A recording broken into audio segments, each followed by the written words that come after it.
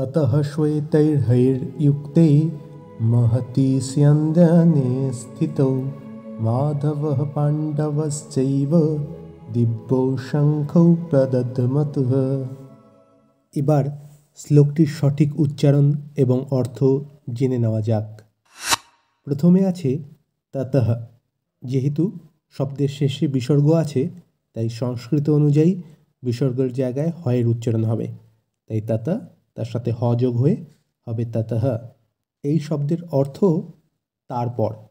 এরপর যে শব্দটি আছে সেটি কিন্তু একটু কঠিন শব্দ, তার জন্য আমাদের একটু লক্ষ্য করে উচ্চারণটা শিখতে হবে। আমরা ভেঙে ভেঙে উচ্চারণটা করব, ভাগ ভাগ করে। প্রথমে আছে শ্বে। আমরা জানি তালিবর্ষ থাকলে শয়ের উচ্চারণটা হয় স, স কিন্তু নয়, এবং অন্তস্থীয় ব থাকলে সংস্কৃতে বয়ের উচ্চারণ হয় ওয়া, তাই এক্ষেত্রে উচ্চারণটি হবে শ্বে। সে কিন্তু হবে না, শ্বে। এরপর আছে তয় ঐকার, তৈ, এবং তার সাথে তার পরের যে অক্ষর হ তার মাথায় যে রেফ রয়েছে ওই রেফটাকে নিয়ে নেব, তার মানে তয় ঐকার তার সাথে র, তৈর। উচ্চারণটা এভাবে ভাগ হবে শ্বে তৈর। এরপর হবে হ অন্তস্থীয় ঐকার, এবং তারপর যে অন্তস্থীয় জয়ের মাথায় রেফ রয়েছে ওই রেফটাকে নিয়ে নেব, মানে র যোগ হবে হ অন্তস্থীয় ঐকার র, হৈর। তারপর হবে অন্তস্থীয় জয় রস্যুকার কয় তয় একার, মানে ইয়ুক্তে।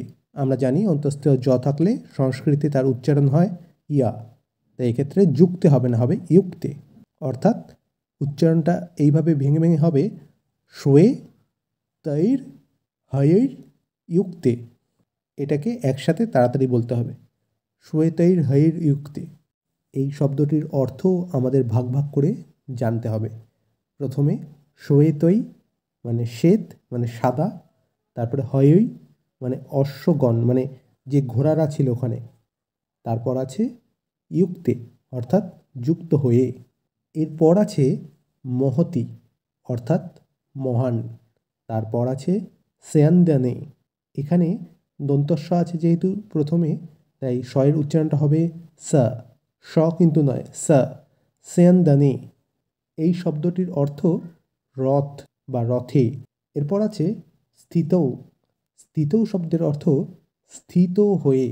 এরপর আমরা পরের লাইনে চলে আসব। প্রথমে আছে মাধবঃ। আমরা জানি শব্দের শেষে বিসর্গ থাকলে সেই জায়গায় হয়ের উচ্চারণ হয়, তাই এক্ষেত্রে মাধব তার সাথে হ যোগ হয়ে হবে মাধবঃ। এই শব্দের অর্থ মাধব মানে শ্রীকৃষ্ণ। এরপর আছে পাণ্ডবশ্চৈব অর্থাৎ পাণ্ডব মানে অর্জুন, এখানে অর্জুনকে বলা হচ্ছে। আর আমরা জানি চ মানে ও বা এবং, এবং এর সাথে আছে এব মানে অবশ্যই।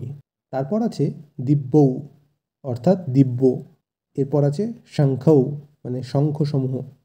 তারপর আছে প্রদধ্মতুঃ, প্রদধ্মতু তার সাথে বিসর্গ আছে তাই হ যোগ হবে মতুঃ। এই শব্দটির অর্থ বাজালেন। অর্থাৎ এই শ্লোকটিতে বলা হচ্ছে যে অপর দিকে অর্থাৎ পাণ্ডবদের দিকেও শ্বেত অশ্বচালিত রথে অর্থাৎ সাদা ঘোড়ার দ্বারা চালিত রথে অবস্থিত শ্রীকৃষ্ণ এবং অর্জুন উভয় তাদের নিজেদের নিজেদের দিব্য শঙ্খ বাজালেন। অর্থাৎ দুই তরফ থেকেই যুদ্ধের সূচনা হয়ে গেল।